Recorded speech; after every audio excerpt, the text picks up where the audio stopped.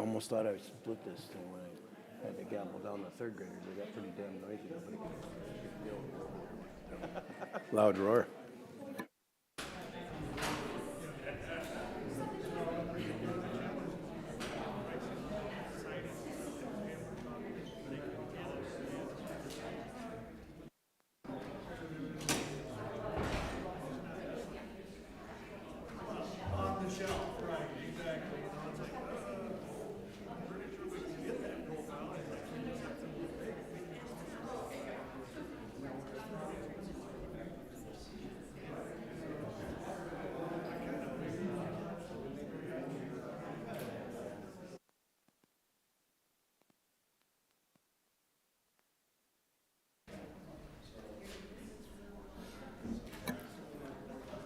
Okay, thank you for coming this evening. Call this meeting to order.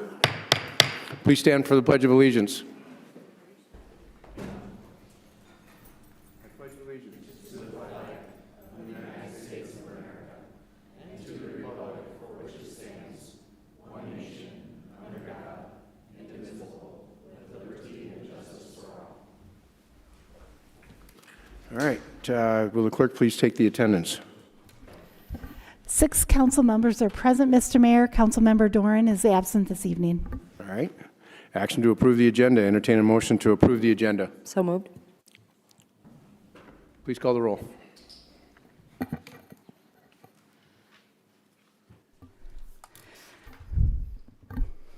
Rasmussen. Aye. Avery. Aye. Tiltonburn. Aye. Niemeyer. Aye. Specker. Aye. Wendell. Aye. Okay. Open forum. Is there any member of the public who wishes to address the council on an item not listed on tonight's agenda? Please come forward, state your name and address, sir.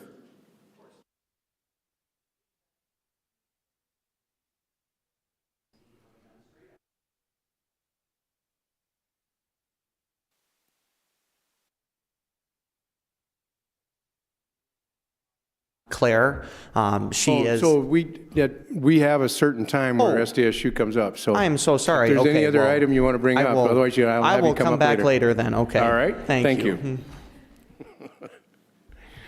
Is there anyone else that would like to speak to the council on nothing that's on the agenda? All right, we'll move on. Consent agenda, approval of the consent agenda. Are there any items to be removed from the consent agenda? Seeing none, entertain a motion to approve the consent agenda. So move. Second.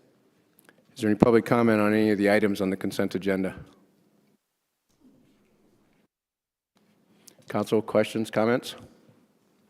Please call the roll. Niemeyer. Aye. Rasmussen. Aye. Specker. Aye. Tiltonburn. Aye. Wendell. Aye. Avery. Aye. Okay, presentations and reports. And at this time, I have a mayor's proclamation for Domestic Violence Awareness Month. Do we have members of the Margot's House here? All right.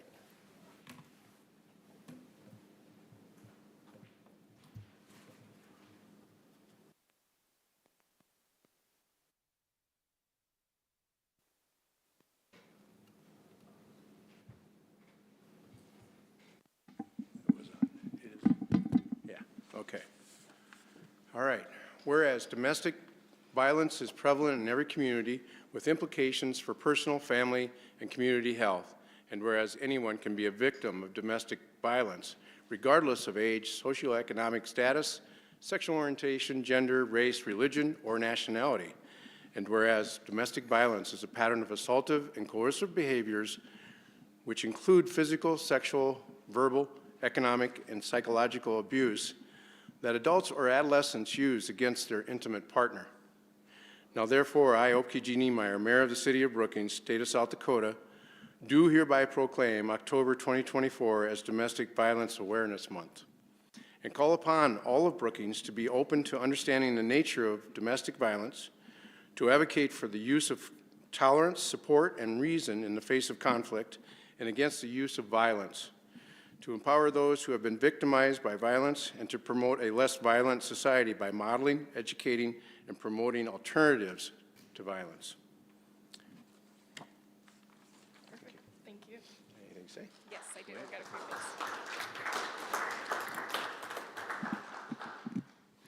Okay, so I'm Carolyn Galvin. I'm the Executive Director of Margot's Place. First, I want to thank the City Council and the community for your support in allowing us to, again, do this every October and just being a great community. We recently just did our Hobo fundraiser, and again, I also want to say thank you for everyone who participated in that. It's a fun fundraiser. If you've seen big hobos in your yard at night and it scared you, I do apologize, but it's fun. So we just got done with that, and it's a great way to kind of lead up to Hobo Days. Also, I do want to ask the community to wear purple on Thursday, October 17th, just to recognize our Purple Thursday, and that October is Domestic Violence Awareness Month. So as you may have heard, we did change our name to Margot's Place on April 10th. We started doing business as Margot's Place. We chose this name in memory of Margot Dempsey, our past executive director, who suddenly passed away in March of 2023. With the new name will come a new logo, and I don't know if we have that. We do have that up. But we also will keep our mission the same. We used to have the Helping Hand in a House logo to welcome victims over the years, but we now will use the Tree of Life, which symbolizes a connection to everything around us and is a powerful reminder that our own happiness and health are intertwined with the happiness and health of all living things. This symbol was very dear to Margot's heart, and she had a love and admiration for the beauty of Mother Nature. The leaves in the tree that we have chosen represent the awareness colors of the several issues that we strive to bring most awareness to. I do want to just talk a little bit about our services, just so you all know if you haven't heard of us before. We have a 24-hour rape shelter and crisis hotline. We do rape crisis response ER advocacy, weekly support group, public presentations, outreach, and education such as this, protection and stalking orders, and we may, if we have the staff able to, go sit in court with them just to be there and support them as well. Information and referral services, if we're unable to help them or don't have the resources to help them, we can give them other community resources such as ICAP, My Neighbor, United Way. And then we also have limited financial services. That also comes from any grants that we apply, also from city and county grants as well. Just some statistics that I'll end with. We just got done with our fiscal year. And so our fiscal year goes from October to September. And this year, we had a total of 217 clients. Out of those 217 clients, 28 of them received sexual assault services as well. We sheltered 74. And for how many days was sheltered was 3,482 shelter days. And we provided 625 services into our community. And the services we provide is to Kingsbury and Brookings County. So thank you again for the community and being supportive and those who we serve. Thank you, Carolyn. Thank you.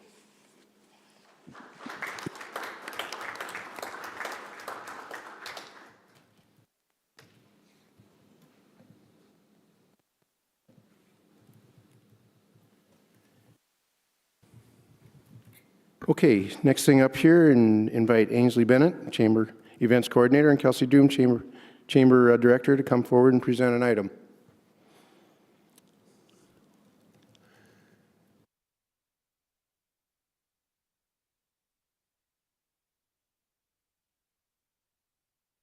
For the Brookings Area Chamber of Commerce.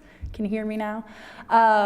Just going to give a brief overview of the 2024 Downtown at Sundown series, starting with a little bit about what the basics are. So Downtown at Sundown was every Thursday this year through the month of August from 5:30 to 9 on Main, so that was 5 weeks in the month of August. This year was our 9th year.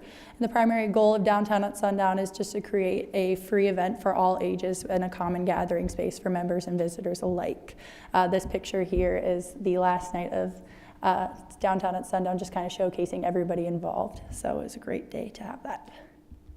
Moving on to a quick brief history. So in 2013, we started with a community chariot survey sent out to the public to see if there was any interest at all for an event like Downtown at Sundown, and there was. So in 2014, the city, CVB, and DBI started to strategize kind of how we might implement something like this, and hired on the event consultant Annie Creek, based out of Spearfish, where she kind of started helping the groundwork and kind of the planning process for what this would look like. And in 2015, the first series was put on by our Visitors Bureau. It was originally 7 weeks long. In 2019, they had passed it on to the chamber, and we have been happily planning it since. Downtown at Sundown would not be possible without my amazing team, the chamber staff, Kelsey Doom, Lane Manson, Casey Stickland, and myself, as well as our great group of event day interns, Grace Arthur, Vic Hansen, Annika Hansen, Riley Schwindler, and Taylor Stormbakken. One thing I would like to note is that historically, our event intern group has been strictly SDSU students, and we have brought in our program to the interest of high school students. So Riley was our first Brookings High School intern. We were so fortunate to have her. She was great to work with, and we're excited to see interest from younger students as well. And of course, Downtown at Sundown wouldn't be possible without the funding provided from the city as well as our event sponsors. So I'm very fortunate to work with great people, and it wouldn't be possible without them. So thank you to them. Some theme nights and special editions. So this year we had 4 theme nights, August 8th being Bobcat night. So we had 7 Brookings Bobcat related features, whether that be the buses that were there, the PTA team who did face painting, or the dunk tank, which was a huge hit this year. August 15th was our new resident night. So we interacted with 51 new residents at our Connect Brookings booth. I'm sure there was more there, but 51 of them were willing to stop and talk with us, which was great to see. August 22nd was our multicultural night, where we had 4 multicultural vendor booths. That number has doubled since last year, so excited to see interest in that go up. And then August 29th was our SDSU night, where we had 9 SDSU related features. So whether that be Jack there, SDSU ice cream, engineering, clubs from campus, just to name a few. Some special additions joining the City Parks Department in the Kids Zone was our member Berry Fast Bicycles, where they had an all-terrain bike obstacle course ramp for kids, and that was well liked, I'm sure. And then we had our Brookings High School band perform at Bobcat Night. Grupo Folklorico, which is a Latin dance group based out of Sioux Falls, performed for Multicultural Night. And then SDSU Night, we had the Pride and Spirit Squad leading in songs, which was great, as well as guest speakers, President Dunn and Tyler Miriam. Moving on to the portion of the presentation where I kind of like to brag on ourselves a little bit. So we had 38 vendors. We sold out of all vendor booths this year, 9 of them being food vendors, 10 nonprofit, 3 retail, 4 multicultural, and 12 sponsor. Some vendors were there all 5 weeks, some just 1 or 2 nights, but we were happy to have them nonetheless. Comparing numbers from 2023 to 2024, of those 38 vendors, 18 of them were new and 20 were returning, so happy to see that people are interested in joining, as well as seeing the value of being a part of our program and wanting to come back. Moving on to the financial portion, so looking at revenue, the city allocated $25,000. We received that $25,000 and are very appreciative for that. Our sponsors a little bit lower than anticipated, but still a great number to report, $40,500. Without our sponsors, it wouldn't be possible to be doing what we do. Our vendor fees, as I mentioned, we did sell out of all vendor booths, so we had a higher anticipated revenue there. Beer sales a little bit lower than anticipated, but still a great number. And then in kind, as we had expected. So our total income was just over $91,000, so that was great to see there. Moving on to expenses, our operations, just over $35,000. We do include payroll in this. I, as a new staff member, required a little more hand-holding, so Kelsey helped me a little bit there. So cost was a little bit up there, as well as we did have to invest in some generator rental fees, so that was a little higher than anticipated. Our marketing, this was a rebranding year, so we anticipated high cost, but we're under budget there. Our entertainment, as you can see, is under budget as well. We worked with great bands that were flexible and offered great rates, but then additionally we were anticipating funding our Kids Zone more than we had to, thanks to the help of the city and Berry Fast Bikes, so that cost was lower. Our in-kind, as you can see, balanced out again. Total expenses just shy of $70,000, and our net would be $21,000. Moving on to our marketing efforts, so our social media on Facebook, we had 19,000 interactions on Facebook, so great to see people coming to social media, and 3,000 for Instagram. That is a 50% increase from last year, so we've expanded that as well. Our website, just shy of 4,000 visits. Other radio, our marketings include radio ads, Brookings billboards, town and county shopper ads, Brookings Register, as well as some digital advertisements ran in the Student Union for SDSU Night. Looking at attendance numbers here, this is a breakdown of weekly attendance, as you can see. Our theme nights did have higher traction there for attendance. Each week, looking at this average, it was about 31,000 attendance per week. A yearly breakdown, so this year we had 15,603 people attend, which is a great number. Despite the negative 22% deficit from last year, this deficit is kind of geared towards what we like to call our counting system for attendance. Last year, I don't think we had the most accurate recording of attendance, so we feel like this year we improved our techniques there and have a solid number. But regardless, we're appreciative for everyone who was able to attend each week. Quick SWOT analysis, our strengths, like I said, vendor spaces did sell out. One thing I would like to note here is last year one of our weaknesses was food vendors. We only had 3, and this year we did have 9, so it's great to see a weakness become a strength. Our intern program, like I said, expanding to the interest of high school students joining our program is great to see. And then theme nights, like I mentioned, they were our more highly attended events, so excited to see that that is going and working well in our favor. Weaknesses, we had some struggle with power resources and getting power to vendors through the bump outs on the streets. One way we tried to resolve this is our generator. So we are budgeting for that next year, as well as working with people in city departments, as well as reaching to the utilities department to see if there's anything we can do about fixing those.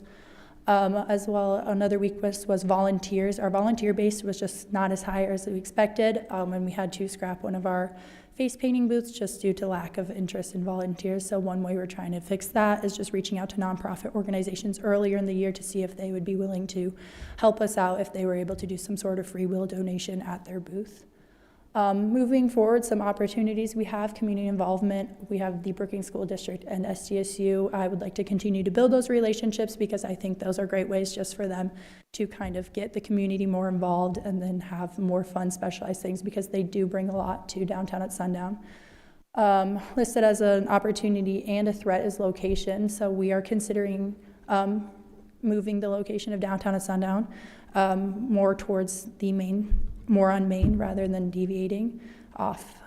One threat with that is, blocking foot traffic to other businesses and having to handle that. But that's something we're considering and we'll take into consideration before officially deciding. Opportunities, again, like I said, recording attendance, that was kind of an issue. But we are looking at AI technology to hopefully kind of resolve the human error that we had in the past. And then next year is our 10th year for Downtown at Sundown, so we want to do something special. So we're putting together a task force to kind of pool some new ideas and see what we might not have considered to bring more to the table for next year. Moving on to threats, weather is always going to be an issue and something we can never control. The last 3 weeks of Downtown at Sundown, where there was a chance of rain, and I think that kind of impacted attendance numbers as well. We had a slight operational change that kind of impacted some of the vendors. We just decided that we don't have the capacity to continually supply tents, chairs, tables for everybody, so we had to kind of be a little more strict with that, but I'm still able to maintain good relationships there. And then not knowing the status of Triple B funding and IM28, we're just unsure about the status of Cindy funding, so that could also potentially be a threat there. Lastly, since I hogged the mic enough, I just wanted to say one big thank you to our sponsors and the city and First Bank and Trust for the continued investment. Like I said, it wouldn't be possible without the people listed here on screen, so I appreciate everything that they do because they get to help us provide a great event for everybody in the community. Thank you. Thank you, Ainsley. Anybody have any questions, comments?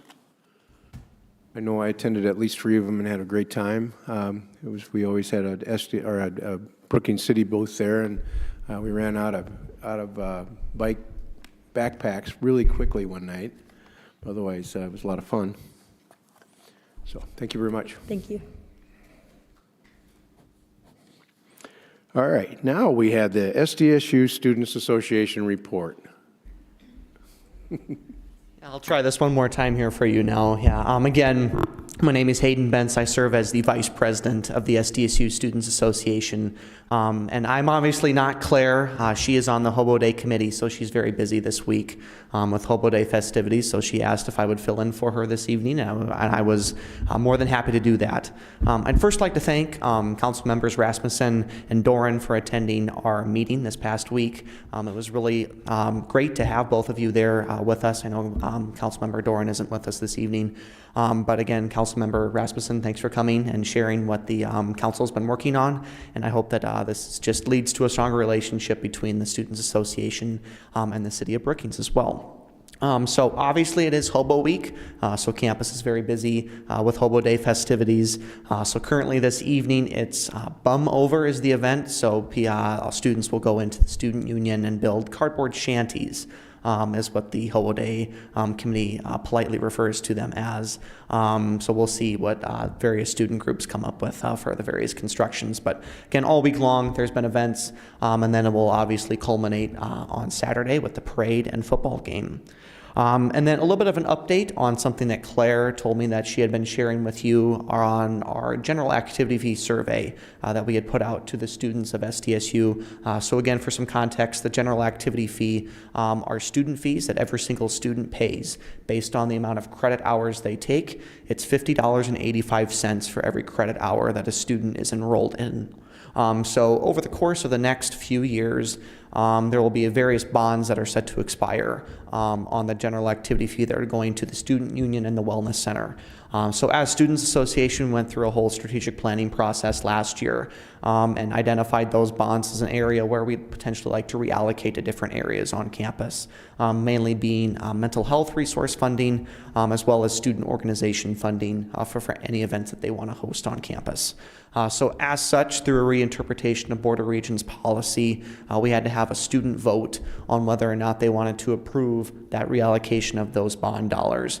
So that vote just closed this past Friday, and we were very pleased. We got 4,008 responses, so just over a third of the entire body of SDSU, which we were just simply amazed with. Our goal was 3,000 students, and we had surpassed that already through the first week of our voting. So we were really pleased. 85% of students said they were in favor of that bond reallocation, and as opposed to just simply getting rid of those bonds and that general activity fee decreasing. So we as Students Association were pleased to see that students were in favor of the plan that we had proposed to the student body. So now all of this information will be presented to the Board of Regents in March. They will ultimately have the final say over whether or not those bond dollars will be reallocated to the areas that we want to, but we're off to a really good start and have strong student support to help us out with that.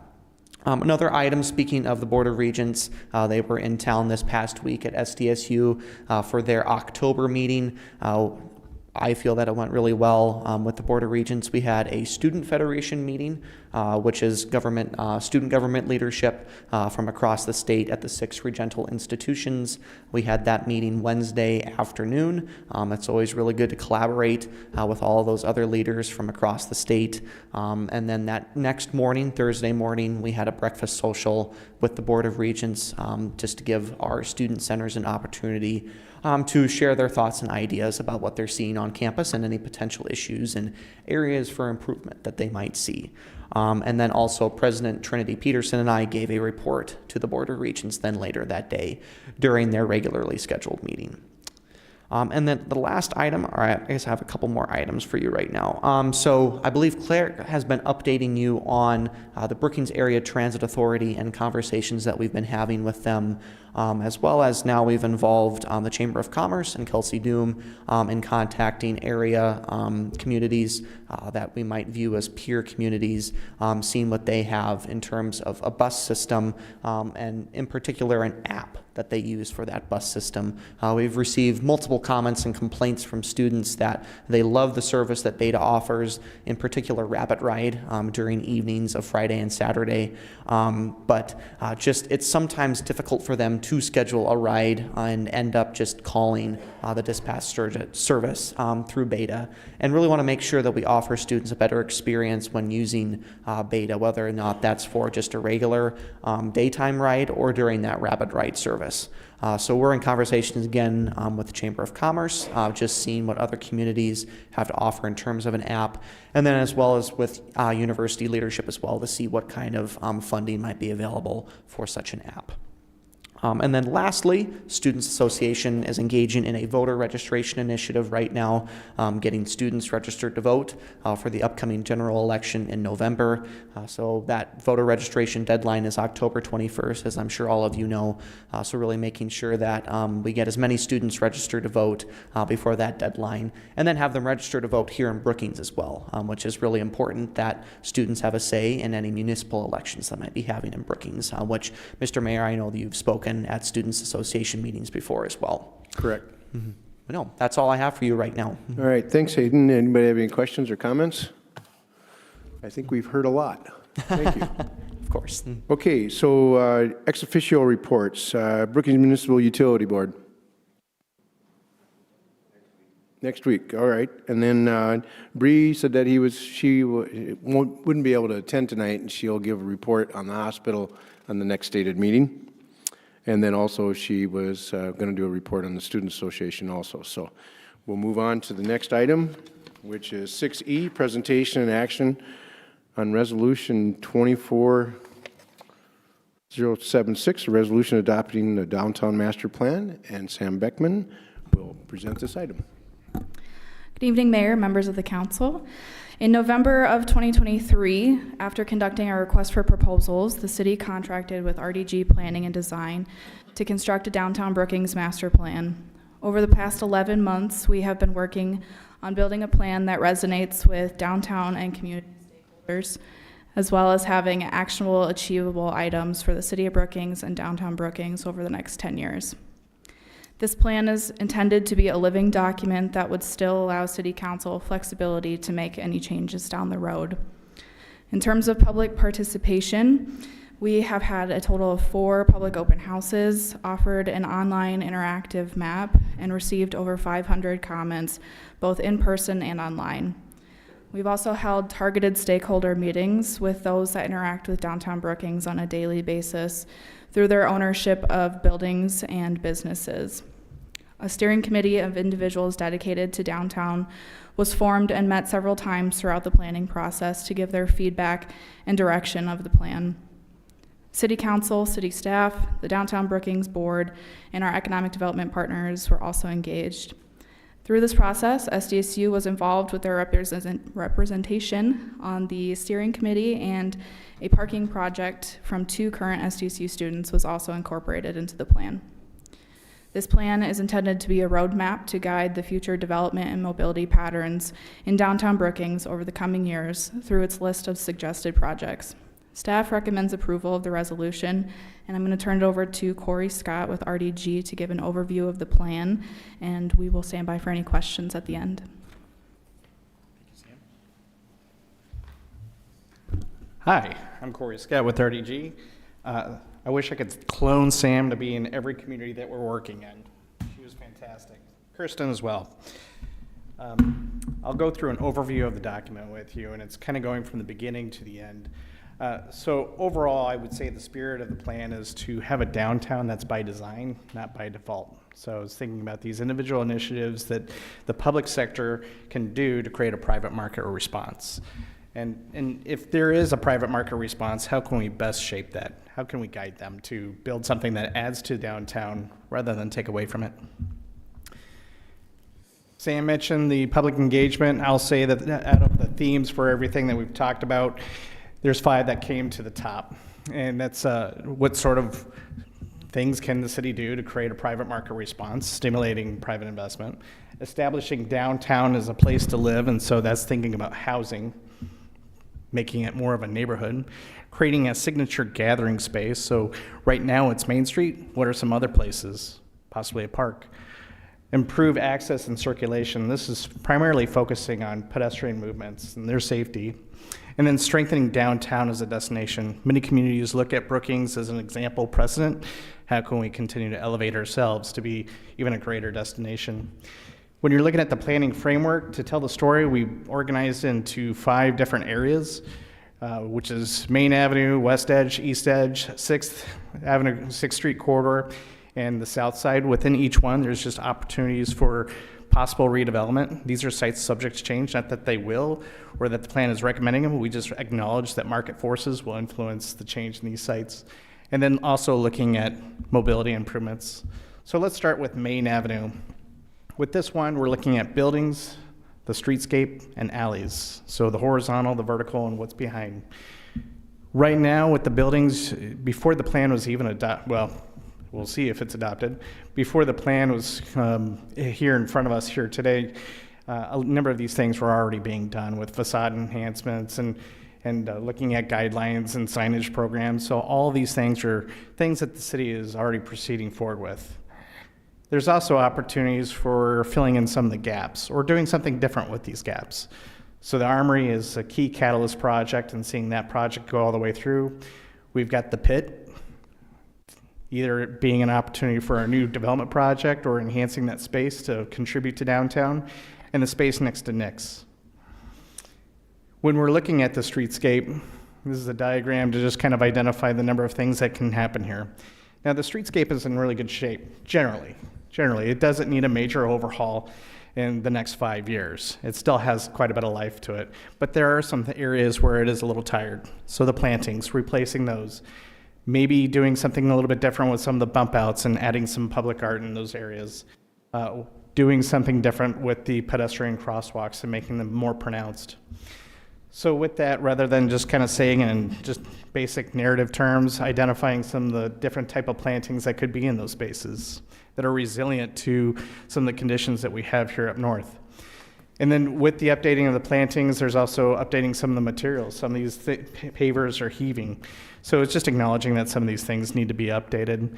Some of these can be maintained through a business improvement district, something that provides a little bit more local governance. It's just one opportunity that a number of communities have done, including Sioux Falls, Mitchell, Rapid City. Other things that the city and the BID could possibly proceed with is doing things like projected lighting, doing more public art, even thinking about murals on buildings. And then with the seating, just acknowledging that right now we're not seeing a whole lot of outdoor seating. There are communities like in Grand Forks where they do have that outdoor seating. Sometimes it's on the sidewalk, sometimes it's beyond the curb and parklets, and then sometimes it's just basic benches. So some other initiatives that can be done. Going behind Main Avenue and thinking about the alleys, I was just in Sapulpa, Oklahoma last week, and I feel like I really wish that I was there a year ago to show that as a precedent project of what our alleys could look like. But there they also have the consolidated dumpsters, they have lighting, they've changed the materials in the alleys so that they're just more welcoming. And so they actually become spaces where people want to be. Some of these could be graduated. There could be interim designs and then an ultimate design. That could take time. And then we have a number of graphics in the document that are just teasers of what some of these possibilities could be like, and to possibly excite somebody to say, yeah, let's move forward with this. Let's look at the west edge. And so that is south of 6th, north of the railroad tracks.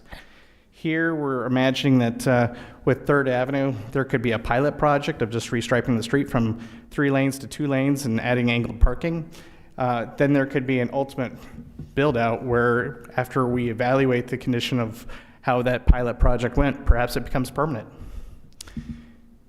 Then thinking about the bigger picture about the entire corridor, there's a number of sites that could be influenced by, say, if the 72-hour lot was redeveloped. And so if there was success with that, success with the hotel, that could be an area that could see a lot of private development. So how can we have a downtown by design rather than by default? And also with this in particular is having those buildings front the street and the parking behind. And again, a number of just images to tease possibilities of what could happen along that street. Scale. Now looking at the east edge, we've got a band of civic uses. So we've got the museum, we've got the library, activity center, we've got this building, all of it. There's a little bit of a theme. And one thing that we were talking about early on in the process is that one item that really is missing from downtown Brookings is that public gathering space. That was something that was brought up over and over. And so when we got further into the process, I think the question that we were asking is, do we want to park in downtown? That was the big one. And from the process, I believe the answer was yes. But the next question would be like, what kind of park is it? Is it a plaza? Is it a place with green space? Does it have performance spaces? So some of those details needs to be understood, but first we have to figure out the location of it. We identify a number of different spots, and we also identify, based on what those spots, the size on them, what sort of programming that you could actually fit into it. So these are just scenarios. They're not designs for a particular concept, but we have to come to an agreement that, yes, this is something that we want for our downtown, and then identifying that location, going into further programming. A number of different illustrations just showing what these visuals and what these images could look like. Also getting some details, some feedback from the last meeting. It's like, exactly how do we make the connection from the museum to this building? Because there's a little bit of a gap. Going up north on 6th Street, this is mostly an advisory recommendation to the property owners. We did something very similar in Detroit Lakes, Minnesota, where we showed a concept and the developer actually did the improvements, also in Omaha, Nebraska. So with this one, is thinking about access and circulation, looking at storefronts and how can we emphasize those to create more business for the buildings, for the tenants that are there. Then also maybe even look at possibilities of how some of the excess parking could be developed. But with that redevelopment of excess parking, not necessarily having that parking directly in front on 6th, but behind. So that gets at a little bit in that gateway to downtown and thinking about opportunities for wayfinding and other elements that could be sprinkled throughout. So I did show earlier some public art. These are things that could be thematic and kind of introduced in different areas on the north and the south to stitch everything together. Wayfinding being something that's citywide, but then also downtown having its own subset of that citywide program. The example here is for Bentonville, where it's a regional wayfinding, and then there's also some specialized signage for their downtown. Jumping down to South Side, the precedent project here is the eponymous brewing company where they're at. This has created a lot of excitement for this area and about some of the future possibilities. And so this project really sets the momentum for what else could happen in that area. So thinking about all the property along that, and then ultimately when or if that were to develop, we can imagine how some of the adjacent properties might experience some market demand for redevelopment. So tearing down the intensity as we get further into the neighborhood. Number of different sites right now that are just underused and some possibilities of reusing buildings as well.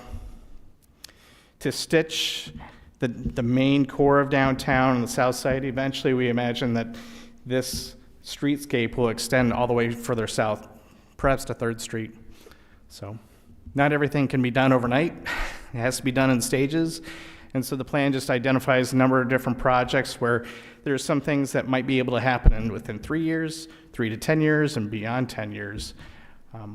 So with that, it was just really exciting to have the number of people that came out to meetings to volunteer their time to share their issues and ideas with us. We hope that this plan is an articulation of that, as well as coupled with some of our own observations. But downtown Brookings is just a phenomenal place to be. I think it's a precedent for other places. I think you have a long-lost brother, long-lost sister in Neenah, Wisconsin. So I think they're also a community that you could look at as far as what have they done and how can we model ourselves off of them a little bit. Thank you. All right. I have had some comments from council, and I'm going to just suggest that we table the approval of this until next meeting. Is there a second? Second.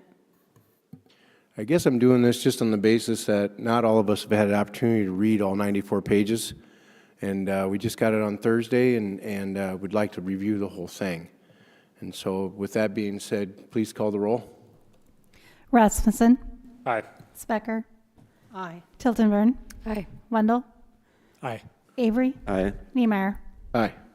So we'll have this on the agenda, Bonnie, for October 22nd meeting then? Correct. Thank you.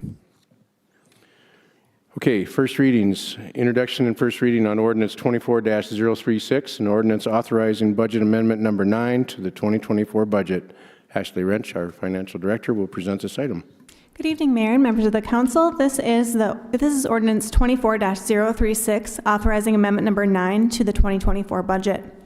This action will increase the contracting services budget in the landfill by $30,000 to account for additional tire recycling that is needed before the end of the year. The landfill has received more tires this year than normal, and they need to be moved offsite and recycled to stay in compliance with their permit, which limits the size of their tire pile. The second reading of this ordinance will be on October 22nd, and I'll stand by for questions. Thanks. Thank you, Ashley. Is there any public comment on this item? Council, any questions, comments? All right. Oh, Councilmember Rasmussen. Just curious, on the amount of tires that they've accumulated, is that expected just to be a one-time increase due to a certain event, or is that more of an ongoing? They did a little bit of research, and there wasn't a certain event that caused the increase. I don't know if you want to say much more about it. Good evening, Councilman Rasmussen. I looked over John Thompson with Public Works, looked over past 2 years' history, and it looks like there's no bulk items coming in that are heavier. I couldn't find anything that was a significant data hit on it. It's just a lot of individual tires and a lot of tractor tires. So as we go, we can store a certain amount of tires out there per our permit, and once we get over that, then we start falling into non-compliance. So this is just to increase that, so we can pull them out. Councilmember Avery. When somebody brings a tire out to the landfill, they have to pay a fee to leave it there, don't they? So do we need to increase the fee, or is it? Well, I looked at that to actually just reviewed that again this morning too. Our costs for tires, for automotive tires, about $4.55 per tire. We're a little bit cheaper than Sioux Falls. Sioux Falls is they don't call the automotive tire larger than 17 inches is $8 a tire, but these do not look like they're coming bulk from any other jurisdiction. It's just local here. Okay. So yeah, we do charge different fees for automotive tires, tractor tires, semi-tires. Any questions, comments for John? All right, thank you. Okay, item 9, second readings and public hearings. Item 9A, second reading and on action on ordinance 24-016, an ordinance amending Division 3 speed and related offenses, section 82-305 speed zones. John Thompson, our Public Works Director, will present this item.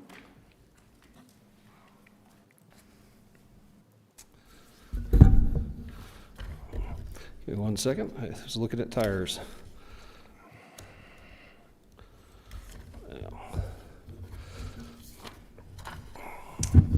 So good evening again, Mayor. John Thompson and Council members. John Thompson with Public Works. Item 9A is the second reading of ordinance 24-016. The proposed ordinance will amend Division 3 speed and related offenses, section 82-305 speed zones.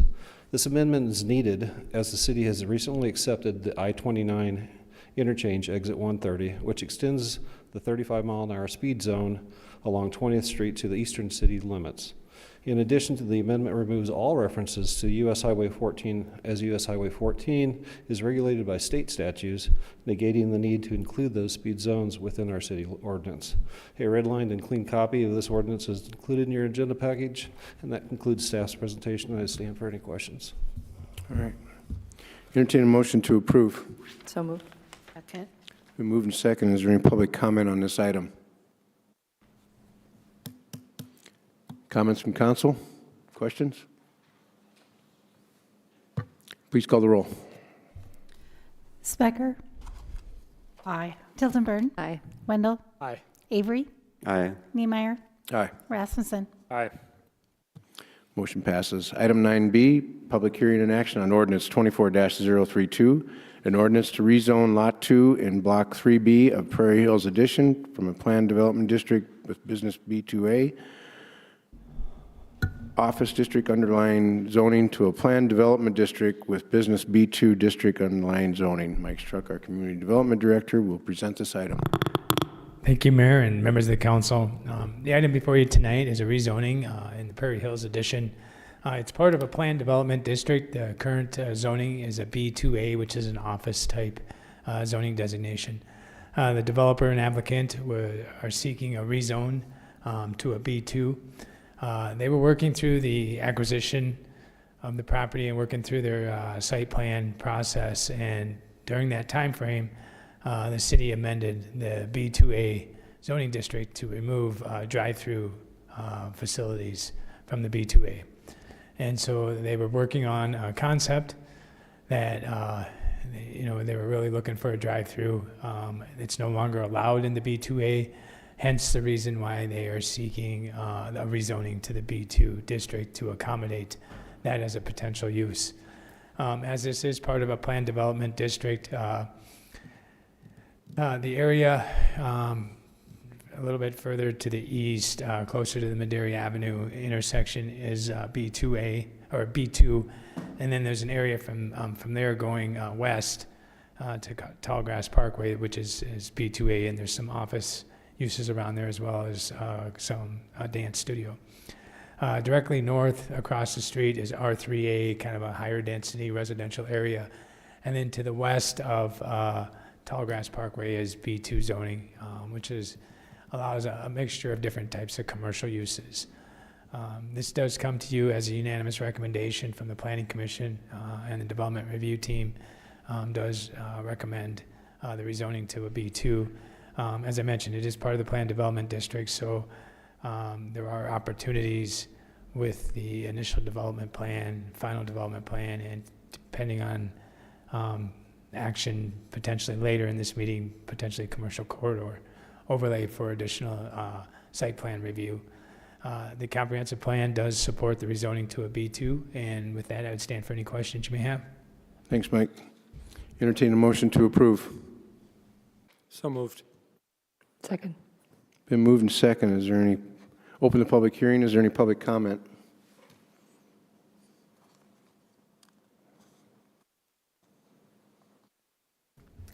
Good evening. My name is Linda Pierce with Lily Design. I've been working with the developer, and what really spurred the rezone is we just really wanted to get back to the original intent of the initial development plan. At that time of the initial development, it was for a B2A, which at that time allowed for a drive-through. And with this particular lot being on a corner lot, the developer just really thinks that having a drive-through in this particular area would be a benefit to the community.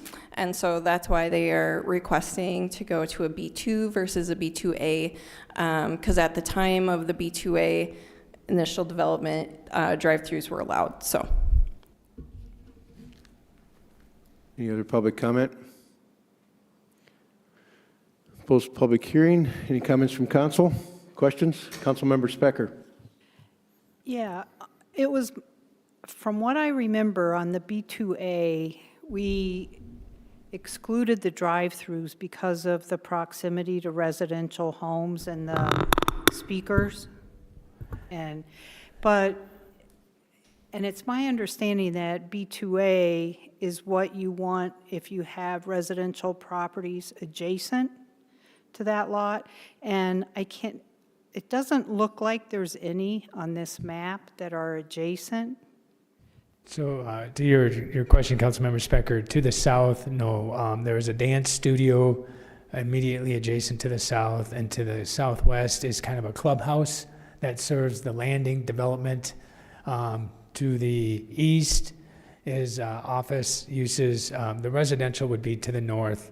I believe there's some twin homes kind of directly across the street to the north, and then a little bit to the northeast is kind of a little bit higher density type multifamily type complex with like I think 4 to 8 units on each of the sides. So to your particular question, you are correct, is there's not residential immediately adjacent to this. It is separated by 20th Street South to the north. I guess the other thing I failed to mention too is over the last several years, we have made amendments to our landscaping requirements and our buffer yard requirements. We have the commercial corridor requirements in place now too. So there are design features that we can take into consideration when looking at the site development to try and minimize some of that. The predominant things here is probably headlights from vehicles shining into residential areas, as well as trying to minimize some of the noise that can be associated with ordering systems for drive-throughs. And so you can do some of that with some landscaping, with some trees, with some berms that can kind of muffle the noise as well as kind of block some of those headlights as they maneuver through the drive-through. Any other questions, comments from council? Please call the roll. Tildenburn. Aye. Wendell. Aye. Avery. Niemeyer. Aye. Rasmussen. Aye. Specker. Aye. Okay, item 9C, public hearing and action on ordinance 24-033, an ordinance amending Chapter 94, Article 4, Division 2, pertaining to Section 94-165, Commercial Corridor Design Review Overlay District. Mike Struck will present this item. Thank you, Mayor and members of the council. I'll start off by saying this has been a little bit of a process. We started out with what we thought was a pretty simple change in that we were proposing that if you meet all of the design requirements to make it an administrative approval process. And the reason we were proposing that is we're somewhat encouraging applicants to ask for exceptions because the process is the same whether you meet all of the criteria or if you don't meet any of the criteria. We run you through the same process. You have to go through the Planning Commission. They provide a recommendation. You go through the City Council. And from start to finish, it's a 2-month process if everything goes smoothly. And we're like, well, if you're meeting all of the requirements that the Planning Commission and the City Council has agreed to and said, we agree with these standards, if you meet all these requirements, why are we taking you through this whole process? Why not make it an administrative approval? So we started out with that change, and then we started to look into the ordinance a little bit more closely, and it's like, okay, it kind of moved from these are guidelines to that if we're going to make it administrative approval, now it's going to become regulatory, and they're mandates. And so it's mandated that you have to design to these criteria. And then we also took an opportunity to make sure we cleaned up language. So if there's areas that were unclear or we're struggling with interpretation, let's just clarify those areas, and so that the developers know, staff knows, the designer knows what they need to design to. And so we felt like we achieved that. We addressed some of the areas that were a little unclear. And then we brought a component into it that previously, if they were part of a planned development district, they were exempt from the Commercial Corridor Design Review Overlay District. And we brought that component back in that said, no, you will follow the commercial corridor even if you are in a planned development district. There's another item later on the agenda that potentially, there's a proposal on there that would kind of coincide with this change if approved. But basically, in a nutshell, we were trying to streamline the process for those projects that met all the criteria. For those that don't meet the criteria, they still follow the same process. They would have to go through the Planning Commission for a recommendation to the City Council, and then the City Council would have to make a determination of whether or not they agree with the exceptions that they were asking for. This does come to you with a unanimous recommendation from the Planning Commission, and the Development Review Team does support the proposed changes. And with that, I would stand for any questions you may have. Okay, thanks, Mike. Entertain a motion to approve. I'll make the motion just for the sake of discussion. Is there a second? Second. All right. Is there any public comment on this item?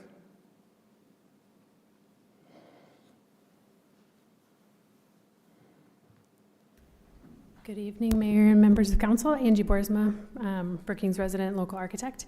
I have no specific objection to the idea of administrative approval and that being a part of the process. There's a couple clarifications that would make it clearer for design professionals and understand specific instances that might not fall into this category very cleanly.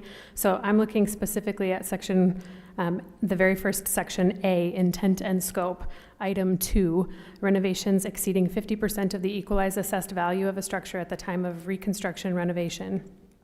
A lot of tenant improvement projects may actually have a price tag that exceeds 50% of the equalized assessed value of a project, and in many cases, those tenants don't own the property. And so understanding that an exception may exist for that type of project, I think is something worth considering in this ordinance review. Thanks. Any other public comments on this item? Please forward, state your name and address, sir.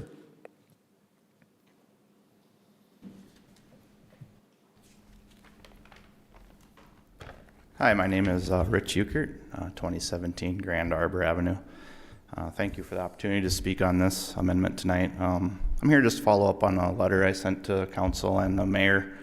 And I didn't look through all the amendment, but I appreciate all the work the city's trying to do to streamline the process for people, for developers and things like that. Appreciate them taking the time to look at amending ordinances and things like that.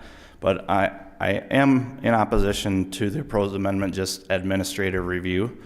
I'm not really in favor of removing planning and zoning and council approval on the projects in this district.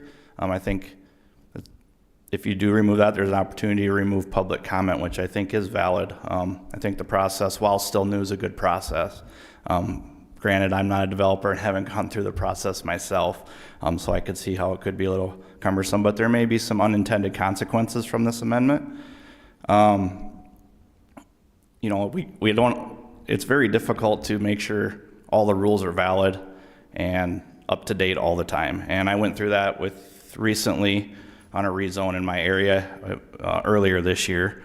Example was to a B2A, and what we already discussed tonight, amending the drive-throughs in B2A. And I appreciate the city taking a second look at that and realizing that that use doesn't fit B2A and amending it out. However, that was only brought to the attention through public comment period. It was not brought to the attention of the city by anyone else but the public. The other issue we had during that was cannabis dispensaries in B2A. Nothing still's been done to that, with that to this day, and maybe I read the room wrong, but I felt some of you felt maybe that wasn't the right use in B2A. It's still there, and the reason is I think B2A is meant to operate 8 to 5, and that one doesn't, so that's still there, but I was personally involved in this. Without the opportunity for public comment, that wouldn't have happened. I also have been kind of following the one you guys have been dealing with, Northern Plains. A lot of public comment, but I do think you guys all went through that and made the comment how great the process was. The developer worked with the neighbors, went through that process, and I think everybody came out a winner there. I think, Mr. Mayor, you said something like that, or maybe Councilmember Avery, and I think it's just, I like the process of public comment. Those people know that neighborhood can bring something to the city, maybe something they know that the city staff doesn't know. It's difficult for city staff to know all what's going on in these redevelopment areas, and I would never expect them to know all of that stuff. So I don't also think the city needs to approve everything city staff does. So with that, I just thank you for the opportunity to visit with you about this. Thank you for your time. Thank you. Any other public comment on this item?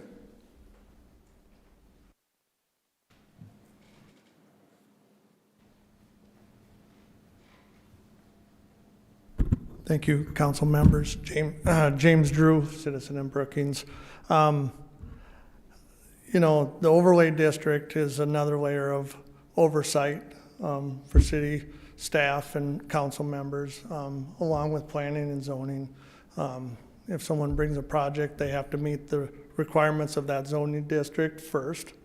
And then with the overlay district in these corridors, they have to also meet all the requirements that this amendment to the zoning or the overlay district is presenting to you. So I'm in agreement with Mr. Struck with regards to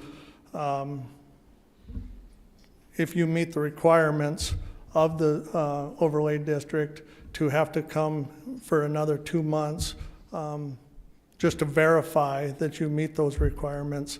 It's just lost time for the process of building. So you already have two,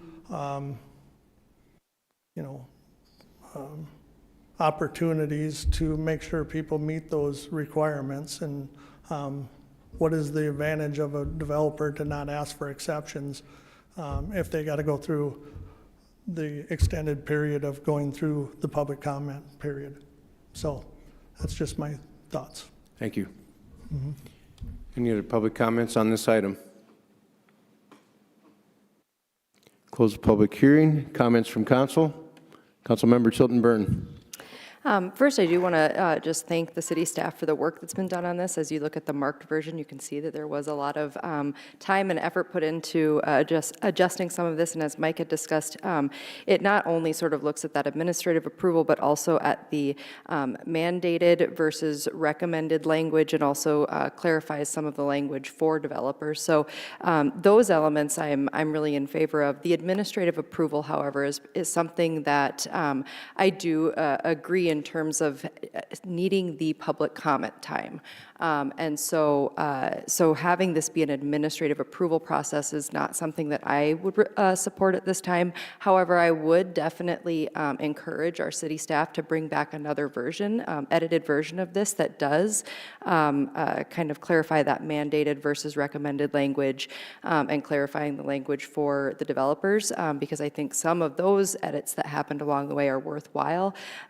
But in terms of process and allowing the public the opportunity to speak, I think that's really important for the process.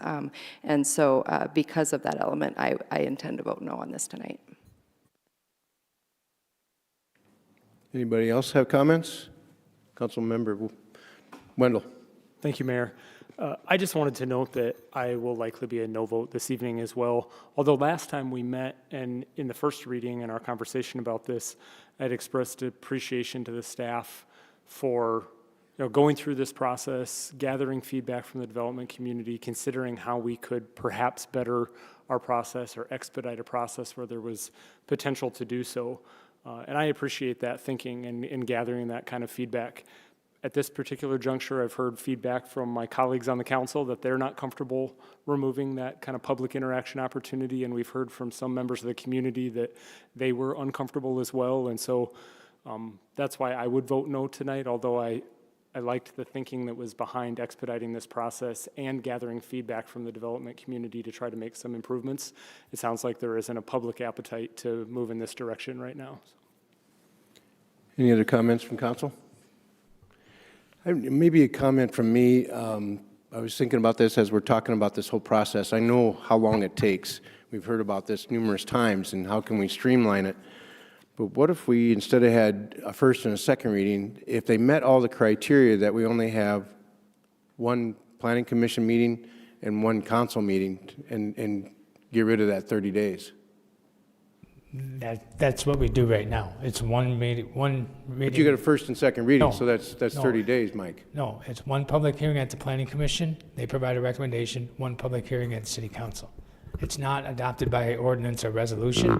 It's just a public hearing process, and you just make a simple motion, and it's by majority vote. The problem is you have to submit a month prior to the planning commission meeting so that we can get the public hearing published in appropriate time, as well as run it through DRT, and then we get it scheduled for the planning commission meeting the first Tuesday of the month, and then we bring it to the fourth Tuesday of the month for city council action. But it's just it's not done by ordinance, so it's one hearing at the planning commission, one hearing at the city council. Okay. All right. Any other comments, questions? Please call the roll. Wendell, No. Avery, Nay. Niemeyer, No. Rasmussen, No. Specker, No. Tilton Burn. No. Motion fails. Item 9D, public hearing and action on ordinance 24-034, an ordinance amending Chapter 94, Article 6, Division 3, pertaining to Section 94-395, projections or porches, decks, platforms, and cantilevered floors. Mike Struck, our Community Development Director, will present this item. Thank you, Mayor and members of the council. This is a proposed ordinance amendment where we look at, over the course of several years, we look at what sort of variance requests that we're receiving through the Board of Adjustment and how often are those variance requests being approved. And when you start to see similarities or common themes and they have a tendency to get approval, it's time to really start to look at your ordinances and maybe we need to make some adjustments. And so we've seen that in particular with some of these projections of porches, decks, and platforms. A couple of things that maybe helped compound the effort a little bit is COVID, and there is a desire for homeowners to start putting individual pools in their rear yards, and they wanted decks around there, and we started to run into issues with setbacks. We've also ran into some areas in some of the more established neighborhoods in the community where they're trying to make improvements with the front of their homes. They maybe have a small 4-foot landing, and they would like to have like a nice sitting area out in front of their home. And so they're coming forward and they're making a reinvestment, but our ordinance are pretty strict as far as what they can have for projections, and they want it to be usable space so that they can sit outside on a deck in a nice weather, socialize, converse with their neighbors or passerbys. And so we're offering up some proposed changes that we feel were acceptable. One of the other things I would bring into this is we recently made some amendments to a zoning district where we allowed for small lot development, and we were fine with having a 10-foot front yard setback to try and bring the homes closer to the street, to the sidewalk, to kind of create a little bit of that social interaction within the neighborhoods. And we feel it's an opportunity with some of these decks in the front of the homes that we can help kind of create that in other neighborhoods around the community. So with that, it does come to you with a unanimous recommendation for approval from the Planning Commission, and the Development Review Team supports the request, and I'd stand for any questions you may have. Entertain a motion to approve. So moved. Second. Open the public hearing on this item. Is there any public comment on this item? Close public hearing. Comments from council? Questions? Councilmember Wendell. Thank you, Mayor. I'll just make a comment. I know there was a variety of reasons why we brought this forward, but I'm really excited about it. I think we all should have a front porch, spend time in your front yard, talk to your neighbors, so I'm excited about this. Very good. Any other comments, questions? I think it was a good idea to review this. Please call the roll. Avery, Aye. Niemeyer, Aye. Rasmussen, Aye. Specker, Aye. Tilton Burn, Aye. Wendell. Aye. Item 9E, public hearing and action on ordinance 24-035, an ordinance amending Chapter 94, Article 4, Division 2, pertaining to Section 94-163, Plan Development District, otherwise known as a PDD. Mike Struck will present this item. Thank you, Mayor and members of the council.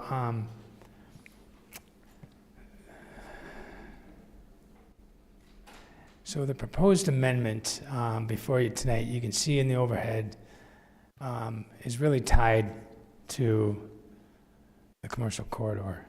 And since that was defeated tonight, I think I would ask that you either table this or just defeat it and allow staff to go back and come up with a different way to address it. Because the emphasis behind here was with the Plan Development District, the process is your initial development plan goes to the Planning Commission, they provide a recommendation to the City Council.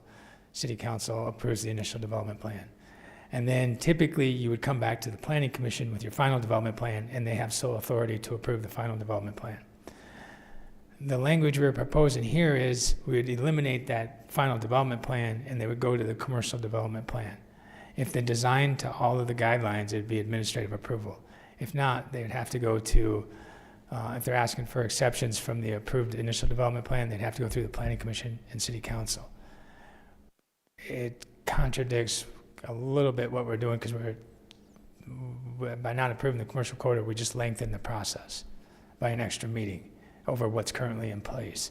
So I think if you're okay with it, I think staff needs to go back and kind of look at how we can rewrite this, or do we just leave the process alone in that it's a public hearing at the Planning Commission, and city council on the IDP, and then there's a public hearing at the planning commission on the final development plan, and we leave the process alone.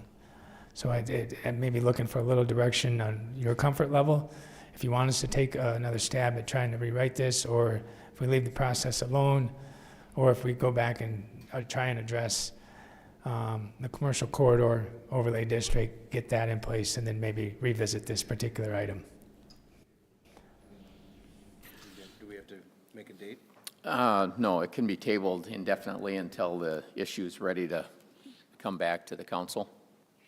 Okay. But, you know, the other choice would be to vote it down if the council so desired. And City Attorney Brightsman, because this isn't a rezoning, it doesn't carry that restriction that it can't be brought back for 1 year from the date that the item was voted on. That would be associated with the rezoning. Since this is a proposed amendment, we could bring it back when we feel the language is ready. Well, for sake of discussion, I'll ask for a motion to approve. I'd like to make the motion that we table the item and allow staff to come back at a later date with language, given the decision that All right, was made. I'll second that. Please call the roll. Niemeyer. Aye. Rasmussen. Aye. Specker. Aye. Tildenburn. Aye. Wendell. Aye. Avery. Aye. Okay. Next week, we have an informational meeting. It'll start at 6 o'clock. We have an outside agency presentation, economic partners. Each will be given 5 to 10 minutes to present their information, BEDC, Chamber, Research Park, Downtown, Visit Brookings. And this would be the budget study session number 3.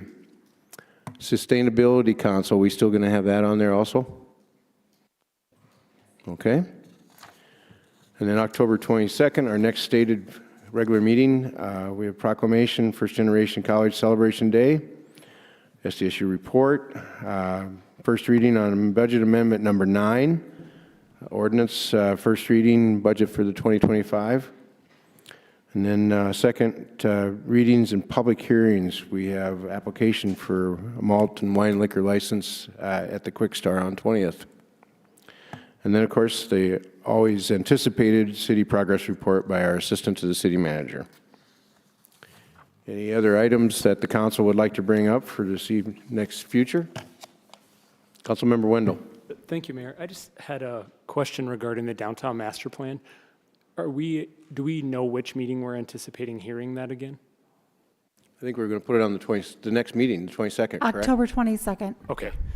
I asked because I do think that, you know, in general, I was excited about the plan. I think there's some really great concepts there. I think there was just some fine tuning to do, so I hope we can bring it back sooner rather than later. And I think also, you know, the public and we have 2 weeks to read this. If we have any questions, we should probably direct them to Samantha. And if she doesn't have the answer, she can get to RDG on it. And we could get our answers back, or maybe publicly have those answers, the questions answered at the next meeting. Yes. Can do. Fair enough? All right. Any other comments, questions, future agenda? Entertain a motion to adjourn. So moved. Second. All those in favor say aye. Aye. Meeting adjourned.